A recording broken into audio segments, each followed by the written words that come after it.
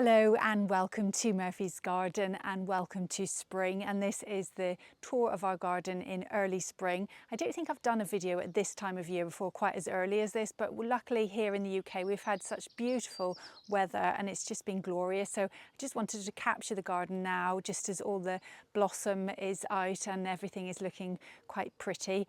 But as well as things looking nice, there's also lots and lots of jobs to do. So as we go round, I'll just be just giving you an update on where we're at with our garden. Having a tour implies that everything is done, and this garden is by no means done. We've got lots and lots and lots of jobs to do. So as we go around, I'll explain what we're up to and what we're hoping to achieve in the coming months and going forward. So we'll begin here. So behind me is the quadrant garden. The quadrant garden is not going to undergo much change. It's pretty much as it is really.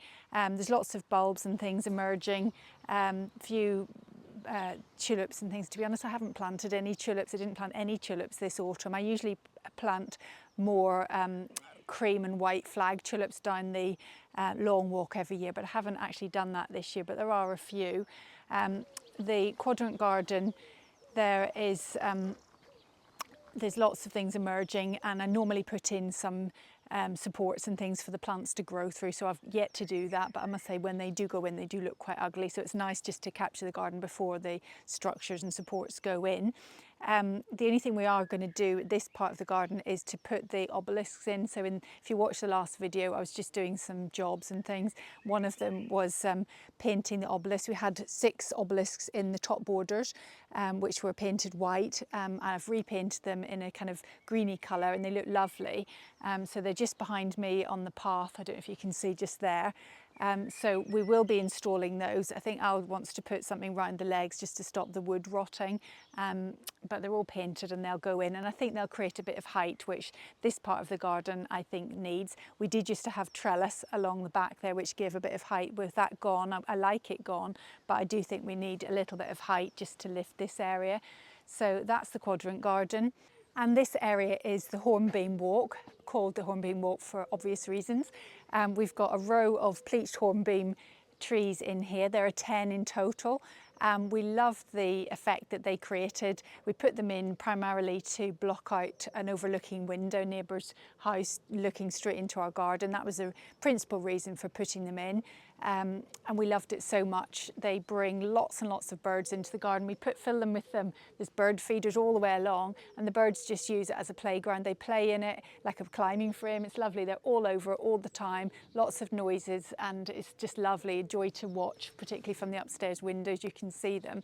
So we enjoyed that so much, and we loved the formality that it gave the garden, that we decided to put in another row. So this row was bought, pre-pleached trees that we bought, already had the frames in, but it was a big expense and we didn't want to have to fork out that kind of money again. So with this one we bought just standard hornbeam trees. We stripped out the lower branches and we pleached them ourselves. We then did another row of lime pleached trees, which I'll show you as we go round. But I've done an extensive video all about pleached trees and how to create that look. So if you're interested, have a look at that video. Some of you have been posting pictures of trees that you have pleached from all over the world, and I absolutely love seeing them. It's really, really lovely to see. So that this art form really, which I suppose it is being enjoyed all over the world. So we'll carry on now. Let's head down now into the sunken garden. So the sunken garden is called the sunken garden because it is a little bit sunken. It's got just 2 steps down. We're quite fortunate because our garden is on quite a flat area. It does undulate a little bit, but overall it's quite flat. However, that said, slopes in gardens can work really well, but it is more of an effort to put in terracing and things like that. So we haven't had to do this, but we did lower this part of the garden. And here we've got 4 Prunus lusitanica trees. This is also known as Portuguese laurels. We talked about this to use as a hedge. It makes a really, really good hedge as well, and it has flowers. It hasn't at the moment got the flowers because we didn't get them pruned last year, so we've actually pruned them already, but that means we'll sacrifice the flowers for this year. But it doesn't matter because the shape looks good and we didn't want them getting too big. Here in front we've got some skimmias. These are in flower at the moment. We have actually got quite a lot of skimmias because we've got skimmias on the Hornbeam walk, which I didn't mention. They are called Q Green, and skimmias are great because they attract lots of bees and early pollinators to the garden in sort of the end of March, beginning of April. Really valuable for that. The Sunken garden is surrounded by box hedging all the way around, and then we've got an arch, a wooden arch, which is covered in ivy, which has taken a long time to get it to cover, but it has done that now, and I absolutely love it. On this side, we've got the lime trees, which we've pleached. We've got 1, 2, 3, 4, 5, 6, 7 in total. They were planted just as tiny little twigs, really. And if you want to grow a pleached hedge and you haven't got much patience, you want to get it big quite quickly, then go with lime. Lime is incredibly quick. It's grown so fast. So that's what to look for. What I would say as well with the lime is that it's quite late coming out. The lime, we've got big lime trees on our drive and they're just coming out, but there's no sign of these coming out yet, whereas the hornbeam is already out. And incidentally, we've also got beech hedging here as well in our garden, and it has yet to come out. So I'm just thinking about, if you're looking for hedging ideas, just to bear in mind which ones are out at this time of year. And it's quite interesting just to take note at this time of year, which is middle of April, what's out and what's not.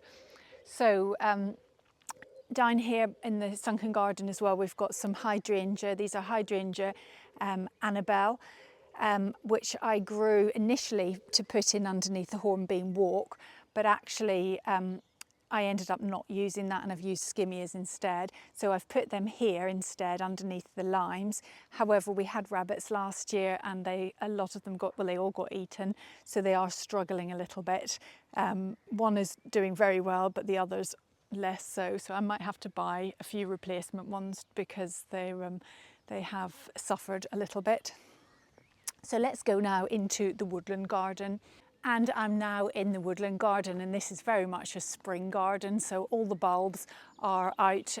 Just these, we've got deciduous trees in here, and these are Betula utilis subspecies Giacomonte. We've got single stem ones. We've also got 2 multi-stem ones as well. I did polish clean the bark earlier in the year, and I'm really glad I did because it was quite green and covered in algae, and they really are turning very vivid white.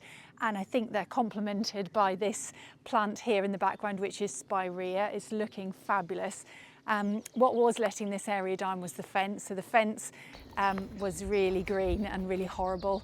So I've sorted that out. I've cleaned it all and painted it with the wet and forget product, which stops the algae coming back, hopefully, and then I've painted it. Some of the fence panels are broken, so Al's going to be going around fixing those.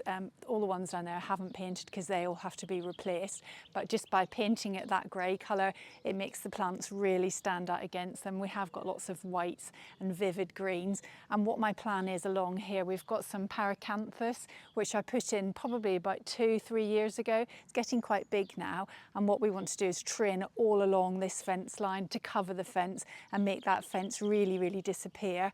But the bulbs are just lovely, look really beautiful. It's nice to get down and look at them close up, really appreciate the detail. The ferns are all starting to unfurl. We've got some of this lily of the valley, which I love. It is quite invasive, but it pops up all over the path, but it looks really pretty, so I leave it because I quite like that. So yeah, lots going on in here. It's looking nice. So as we come around past the spirea, there's another lovely plant here. This is a silver leaf plant, and this is called brachyglottis. Really lovely one for flower arranging. And this is the paracanthus that you can see behind. So the fence line runs all the way down there. We've got a huge paracanthus at the end, which is getting really overgrown. And the fence behind that has completely broken, so that all needs to be replaced. So we've pulled that forward just using some string while we get in there and fix the fence. So that's what's going on over there. And another lovely plant worth pointing out is Pulsatilla vulgaris. It's beautiful, it's got these purple flowers, but what's also lovely is that it has these fantastic seed heads later on in the year as well. Also want to just point out we've got this Acer that we put in just last year. It's called Acer palmatum Zukazaki. And I'm quite excited to see that the leaves are just opening, and it looks so far so good, because we haven't had an awful lot of success with acers, I think, because it's quite a windy garden. So we've put it there and hoping that it will survive. So we'll head now over to the pond.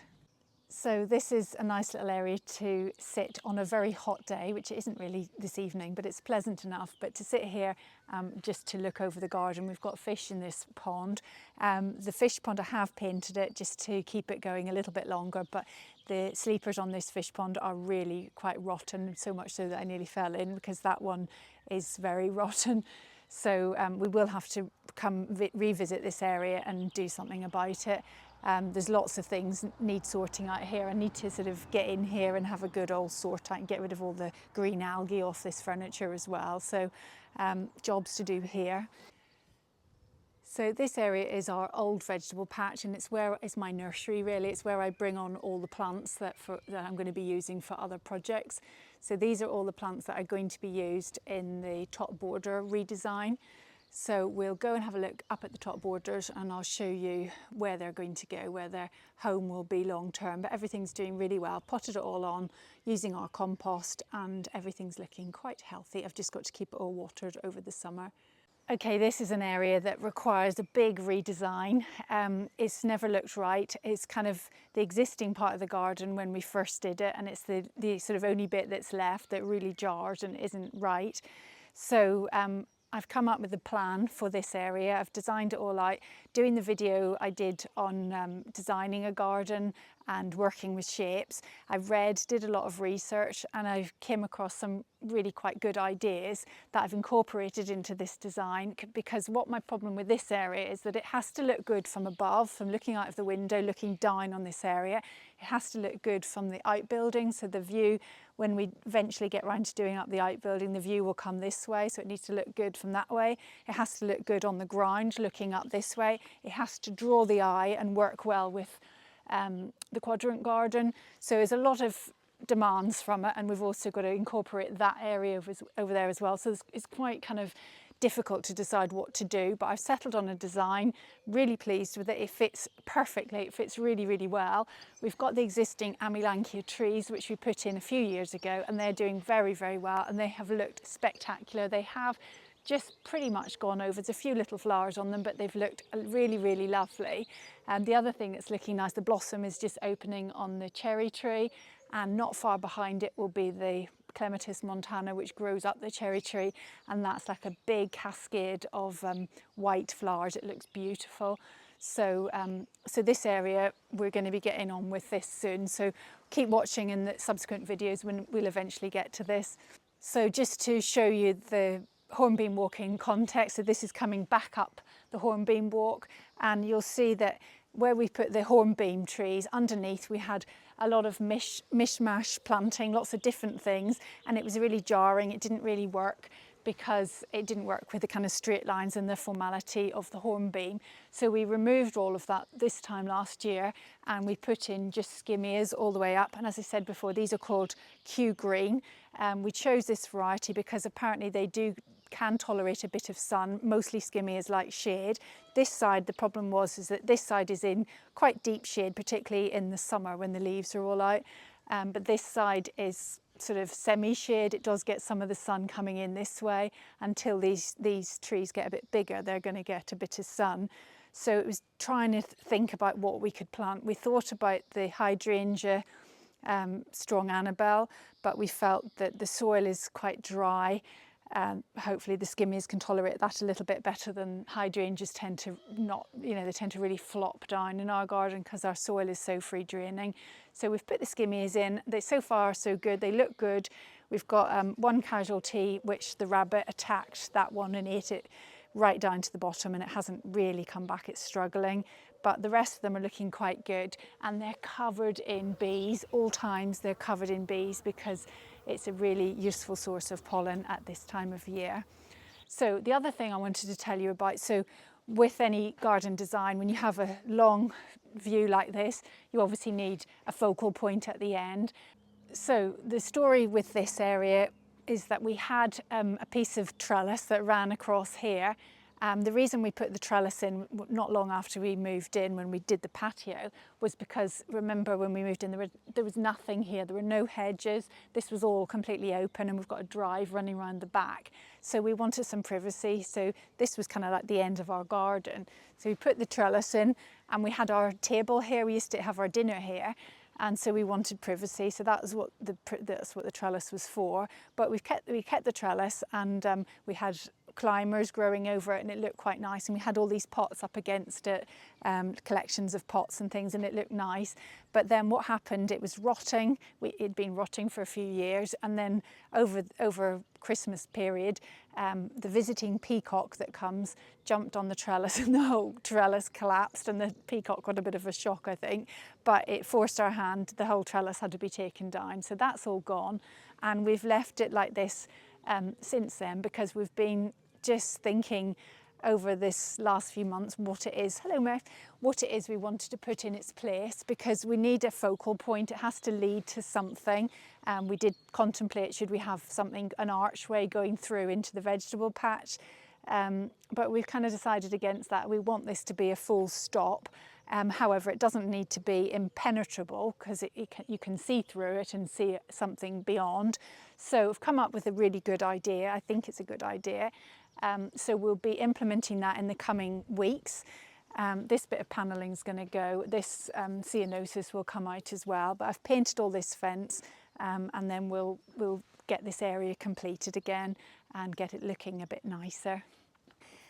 And another similar story with this, again, a long path leading to nothing at the end. And the story with this is that we have had a big pot with hostas in it down that end, and it looked quite nice.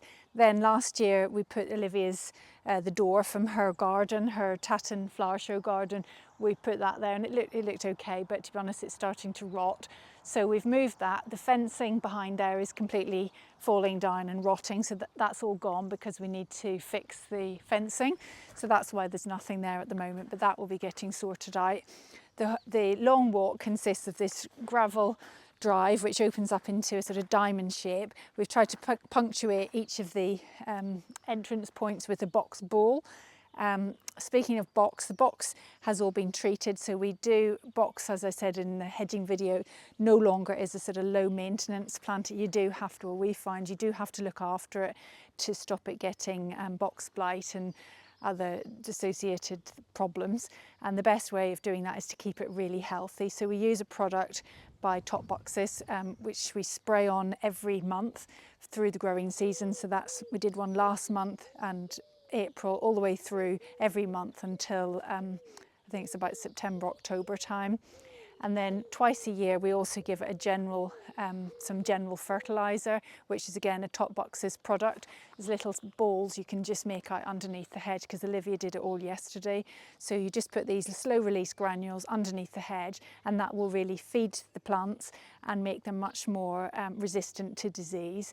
And we have had box blight in this garden. There's a little bit on some of the hedges, but by treating it, it keeps it at bay. So we've done that hopefully quite successfully so far anyway. Here, just as we go through into the next area, this is the parterre through there, but we've put two osmanthus trees. They're more really shrubs than trees, I think. So I bought those, probably a little one about this size, or two of them, and then you just strip out all the leaves from the stems and let it get bigger and bigger, and keep stripping out any that you don't want, like these. Just take them out, and then by doing that you get this much more interesting shape. You can see the stems underneath, and it just looks nicer. It's got these pretty little white flowers. They smell really nice, which is why it's good to have it on a pathway, because you can get little wafts of the smell as you go through. These are bottomless pots, so the roots can go down into the soil beneath, so it means you don't have to water them quite so much. Underneath here I just put the Erigeron carvinskianus profusion. and that just spills over the edge. And it's a great plant for lazy gardeners because you don't have to do much.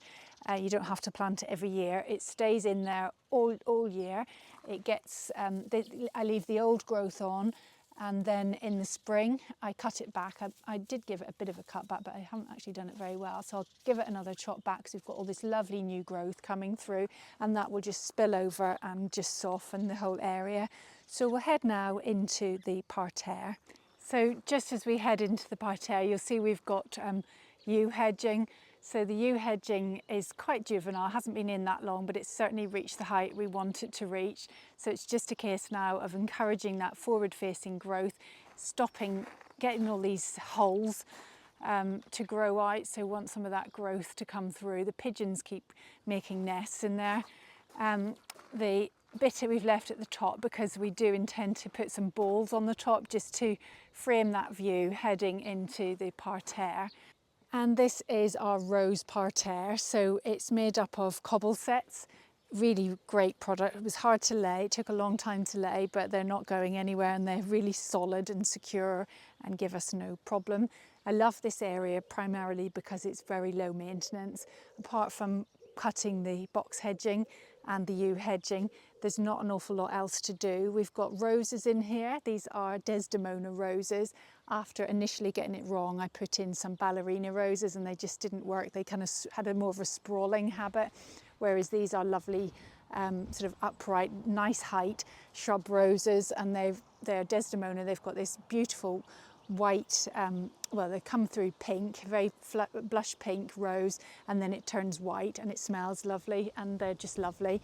And the reason I have very little maintenance here is that I've put a product called Strolch on the ground here, because I used to always be forever weeding. I get all the weed seeds coming in here, and now with the Strolch it sort of is a product that kind of binds together, locks together, and it seems to really suppress the weeds. So I will probably just be topping this up a little bit. I wanted to get some, haven't put any manure on these roses this year, I normally do. So I was going to get some manure and then put some more Strolch on top. And that's really all I do.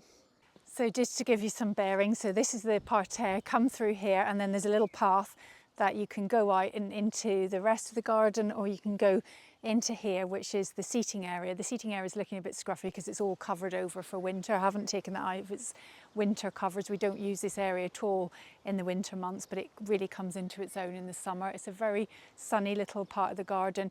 We've surrounded it in yew hedging to make it feel really enclosed, really protected from the wind. The yew hedging has yet to establish. We are actually going to take out this section and just leave the perimeter and take out this section, and we're going to put in some raised borders, and this hedging is going to be used at the front because we want, this will be like an instant hedge. We'll use that in our front garden, which I won't show you now because it's too much effort to go around the front, but we'll use this for that. And this is going to have just some planters in there because we thought that would, it's not really necessary here. It would look nice just to have some planters. Anyway, a project for another time, probably in the autumn. And this area is the newest part of our garden, and this is the kind of arboretum, I think we'll call it, because we've chosen it to have lots of lovely small trees. All of the trees, well, some of them are shrubs, large shrubs or small trees. All of the things that we've chosen, we took a long time choosing the plants that we were going to put in here. We need to get lots and lots more shrubs. There's lots and lots of bare soil. But we like to sort of take our time. I've learned over time to take your time, do it slowly and do it once and do it right. So in the meantime, we've just bark chipped everywhere to try and suppress the weeds. That seems to work quite well. We're producing a lot of bark with our chipping, with our system that we've got. So we've got quite a lot. It's important not to put on fresh bark near the plants, but where there's kind of areas of open ground, we have on occasion just put some freshish stuff, but yeah, just suppresses the weeds really, really well. But all of the plants, all of the trees that we've put in, the permanent trees, we've chosen very carefully. I've done a video on what we chose, how we chose it, because I didn't want to choose anything that was going to outgrow the space. I want everything that's going to be here to be able to stay here for, you know, 30 years plus after I'm no longer here. So here, the first one, we've got Acer Griseum, lovely, lovely tree. It's got this beautiful chocolate peeling bark, quite a juvenile tree. I think we've had it probably maybe 5 years. This one we put in before we did the rest of this design. This has been in the longest, but it's getting quite big now. I've seen some when they are big, they look absolutely spectacular, and this every year is getting nicer and nicer, and it's all coming into leaf bud, and it has these trifoliate leaves, these beautiful creamy yellowy colour leaves, which look beautiful. So I'm really enjoying watching it grow up since it was small. As it gets bigger, I'm going to enjoy seeing it mature. As we go round, we've got a few other bits and bobs, but here is the Cornus crussa. This is Cornus crussa China Girl, which has these creamy yellow bracts. It's just starting to come into bud now. We've also got an Arbutus anido, which is an evergreen. It got a little bit hit by the frost, but I think it's okay. Then in the centre circle, we've got, this is Crataegus persimilis prunifolia. This is the tree that Olivia had in her Tatton flower show garden, and it's in the centre here. It's just coming into leaf. I'm really excited to see it. It's also known as cockspur hawthorn. Now the circle, the metal circle, it's meant to look like the ones that you've just seen, but I think Mike had a job doing the top of it. He couldn't put a sort of flat top on it like he did the other one, so he put this kind of round top, and we didn't really like it, to be honest, so we've taken it off because it just wasn't really working. So I do need to do the treatment up to the top because it's a bit shiny at the top, and then we're looking at perhaps putting just some sort of lip on the top. So it just wasn't really working. But what I am going to do is soften the whole look by planting more of the Erigeron carvinskianus profusion to spill over the top and hopefully soften that area. Last year we put in all the plants from Olivia's show garden, and it did look nice, but it looked a bit crazy and a bit busy. I'd rather just quite simple. Behind that tree, at the back there, we've got the Vanessa. That's the Parotia persica Vanessa variety. It's an upright version of the Parotia because they can be quite spreading, and I didn't want that. There just wasn't the room for it. At the very back there is the Heptacodium mycinoides. That's doing very well, looking good.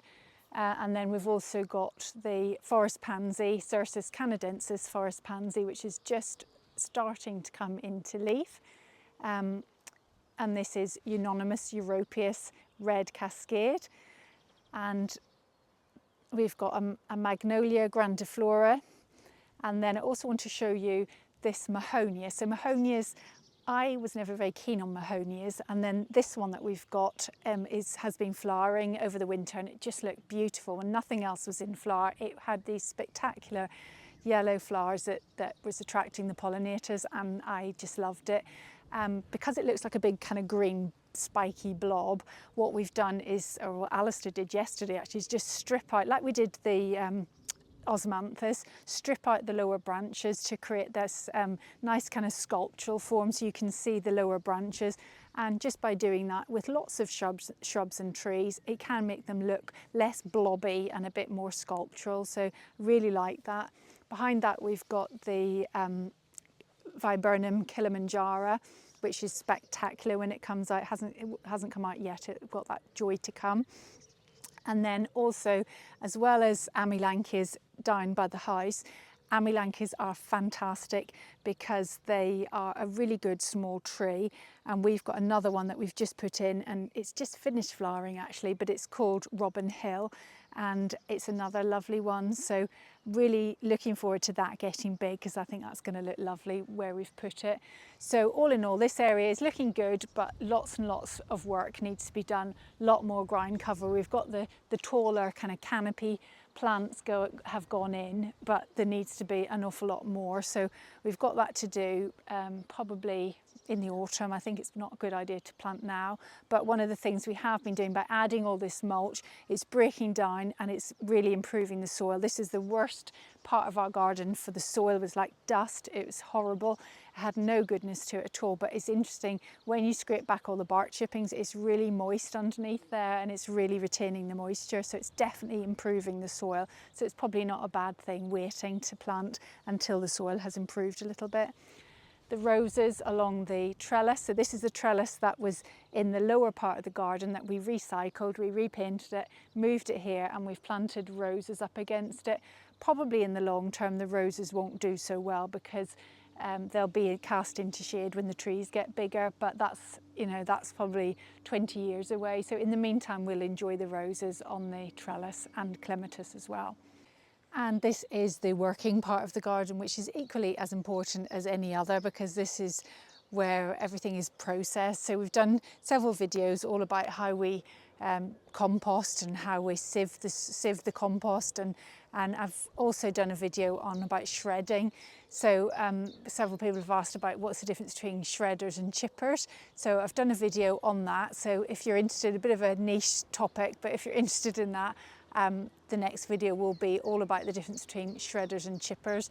So we've been busy yesterday chipping lots and lots of wood from some lime trees that we took the lower branches out. So if you want to see what the difference is between the two, then watch that video next week. So yeah, we produce here lots of lovely compost. So it goes on here all cut up, chipped up, shredded. Nothing goes on there that's big. All goes on there like that, mixed in with the grass. So we've got the nitrogen rich stuff, the green stuff, we've got the carbon rich stuff, the woodier stuff, all being mixed together, all gets turned, gets put into this pile, which it was turned just last week. And I like to put my hand in and feel how hot it is. Yeah, it's really, really hot. And look, it's breaking down beautifully. So that's lovely. So from that pile, it then goes into this pile. So this is the stuff that's ready. And that will then get sifted, put through the soil sifter, and then that can go on the borders. So we're producing wood chippings, we're producing mulches, and we're producing compost, all of which has a really good use in all parts of the garden. So it's really, really useful to be able to do that, and it saves buying lots as well. Now this is the area that is going to be going through an awful lot of change. So we've taken out, all the box hedging has come out. We don't want it here anymore, so that's gone. Any plants that I wanted to keep have been taken out, potted up there in the vegetable patch, the old vegetable patch which I showed you. Anything that we wanted to keep, and everything else in here are the Camassia bulbs, and you can see how they've just gone rampant in this border. So I know they show Camassia bulbs everywhere, like I see it on all these show gardens, people promoting them, how lovely they are, and they are lovely, and I've really enjoyed them. However, they are, for me, very, very invasive. They may not be if you've got clay soil, I don't know, but on our light sandy soil, and they are a bulb, incidentally, that's meant to do very well on clay soil, but on our light sandy soil, they have run amok. So I know Bunny Guinness did a video recently about what is the plant that you most regret introducing to your garden, and for me, it would definitely be Camassias, because they've just taken over and it was affecting the vigour of all the other plants. So although they look nice in the spring, and it did look nice, it looked beautiful, but then when they went over, this whole border just looked a mess. It was a lot of work. I had to go through and cut them all down before they seeded everywhere, and they were just problematic. So I started manually removing them and digging them, trying to dig them out. But what was happening is that they're quite deep, and so they were breaking off, leaving the bulb in situ. If there's any bulbs left in situ, they will just come back again next year, and then they'll multiply again, and I'll be back to the same problem in a couple of years' time.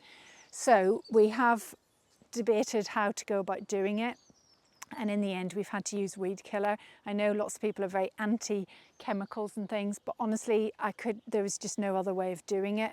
So we've put weed killer, 1 dose of weed killer, and it works on emerging growth.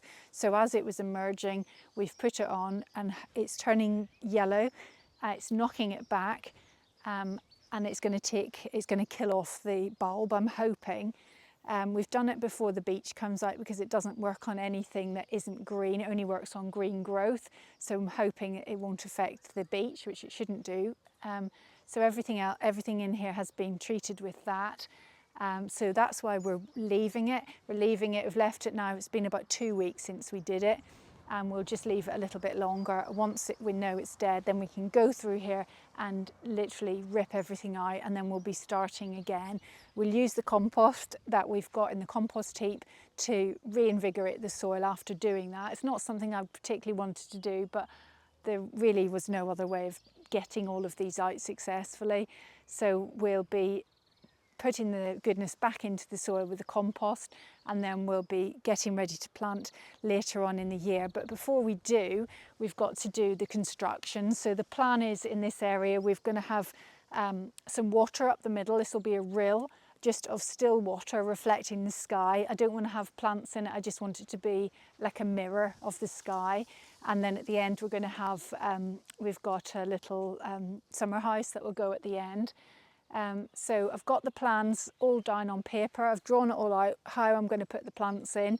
They're all going to be big sways of kind of more kind of prairie-like planting, lots of echinaceas and grasses and things like that, because this is a very sunny, hot border. It's on very poor, light, sandy soil. So I want to embrace what we've already got here and go work with what I've got and not try and sort of create something unnatural, but go with what's here.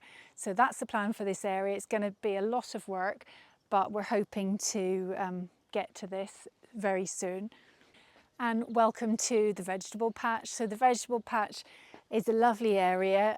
Al's built me these raised borders, which he did last year. So this is the first year of actually having them all season and getting the full benefit of them.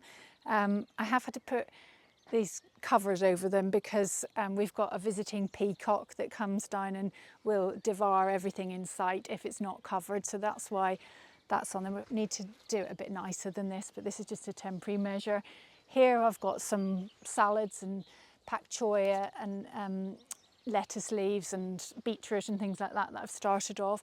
I've got some onions over there which I've just put a bit of trellis over the top to stop anything flicking the onions out. We've got the lovely planter, the Vejiga planter that we did in the autumn and filled it with lovely bulbs, and they look beautiful. And the star in this part of the garden at the moment are the cherry trees. These cherry trees, incidentally, were trees that I bought when we wanted to put some trees up to block out the neighbour. I bought, I think I bought 5 cherry trees and put them, I bought all different ones and put them 1, 2, 3, 4, 5 all the way up where the Hornbeam walk is, and it looked really silly. I didn't get the same variety. I got different varieties, even got one that was weeping, so it was all a bit bizarre. I don't know why I did that, but 2 of the cherry trees are now sited here.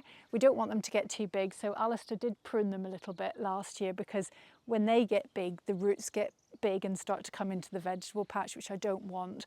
So we're going to keep them at this height, but he's done a lovely job of pruning them and they've responded really well and they're all in blossom. We've got the espaliered fruit trees all along the back fence. The fence has been painted so it looks really nice again. It looked scruffy before, but it looks good, and the blossom really pops and stands out against that colour. I really like that. It's called silver copse, the colour of the paint. We've got fruit, we've got rhubarb, we've got strawberries, we've got blackcurrants, we've got blueberries, we've got gooseberries. So that's all in that little area. Then we've got, this is going to be the cut flower garden again this year. We've got some Ami Magus and Ami Visniga already in, and Dorcas carotea is in.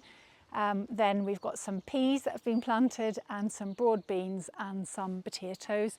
So all in all, we're off to quite a good start.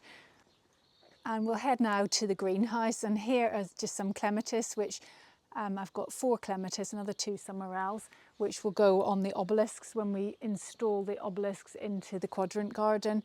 And in this little trough, I've got some ranunculus, and they're doing quite well, really. I fleece them at night. I wasn't really sure whether I was meant to put them outside yet, whether they're hardy or not, but anyway, I put them in here. They're raised up off the ground and I just put fleece on them every night. Let's head now into the greenhouse. So it's lovely and cosy in here. So everything's doing quite well. We've got lots of squashes and tomato plants, cucumbers, gherkins.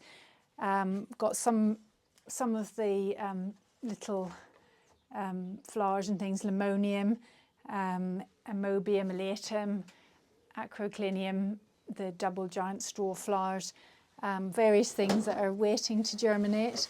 But the soil is lovely and warm, so it shouldn't be long. So yeah, lots of antirrhinums up across the top shelf. So everything's doing really quite well. So all the little plants are tucked up for the night. And time for us to go in too. So that's the end of the video. Thank you very much for joining me, and don't forget to like and subscribe, and join me again in the next video. Bye for now.